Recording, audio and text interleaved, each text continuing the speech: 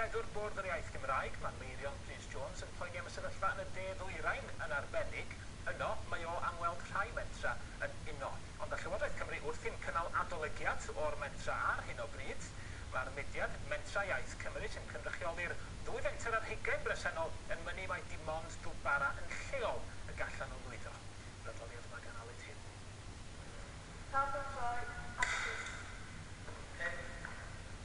Cyflwyno cerdd Gymraeg drwy gyfrwng ffilm, rhoi'r iaith ar waith.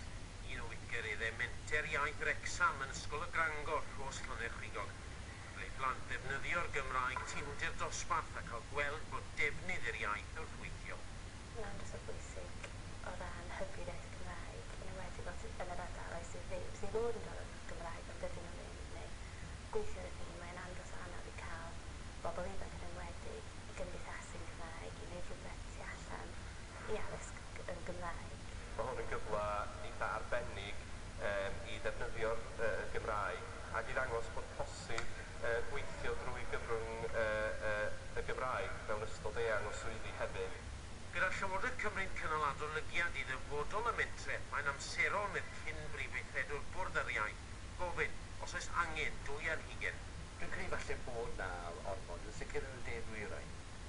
Mae yna le fan'na oherwydd yn gyffredinol mae'r mentre yn yr ardaloedd hynny yn tueddu ddelio ag ysgolion. Ac mae yna le dwi'n credu falle i ystyried beth yw'r berthynas rhwng mentre iaith a'r erdd a gweld a oes falle posib bod rydyn nhw'n nes i gilydd. Falle yn y de orllewin, maen nhw'n wahanol, maen nhw'n fentre mwy cymunedol, a dwi'n mynd siŵr fan'na a fydden y gymaint o fantes wrth dynnu nhw'n gilydd. Ar hyn o bryd mae Llywodraeth Cymru'n rhoi dros 1.7 miliwn o bunnoedd i'r 2 fenter ar 20. Dros 20 mlynedd ers sefydlu'r fenter gyntaf, mae'n drafod ai dyma'r ffordd orau o wario'r arian yna, neu yw'n bryd ystyried lleihau nifer y mentre a chydweithio ar lefel mwy rhanbarthol. Cefnogir mentre unigol yw gwaith y mudiad Mentre Iaith gyda'r nod hefyd o'i cynorthwyo i wireddu strategaeth iaith Llywodraeth Cymru. Ar ôl i cydlynu'r cenedlaethol, mae llwyddiant mentre'n dibynnu ar berthynas gyda'r gymuned leol ac felly mae angen amddiffyn i hunaniaeth. Mae rhaid i chi gael eich mentre iaith yn lleol mwyn ennill brwdfrydedd, ennill ymddiried pobl leol ac i gadw merchnogaeth lleol.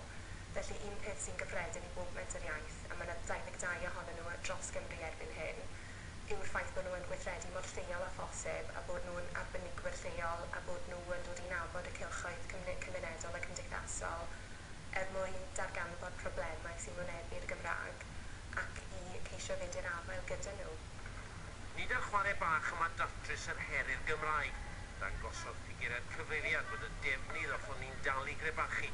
Mae'n sweithiau chwaraeon fel yr un yma yng Nghaerdydd mewn rhieni yn amhrisiadwy. Mae yna beryg bod plant yn enwedig yn cael Cymraeg o fewn yr ysgol ond ddim tu allan ac ddim yn ddefnyddio'r Gymraeg tu allan. Felly mae'n dda bod nhw'n cael gweld y Gymraeg yn fyw mewn gwahanol sefyllfaoedd tu allan yr ysgol. I think it's really good for my children who come from an English-speaking family to be able to come and do Welsh-speaking activities during the holiday. It just sort of expands their vocabulary even further and makes them use it outside of school as well. Right, action!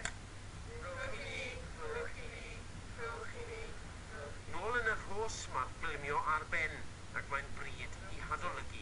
Bydd adolygiad Llywodraeth Cymru wedi gwblhau erbyn yr Hydref. Aled Hyw.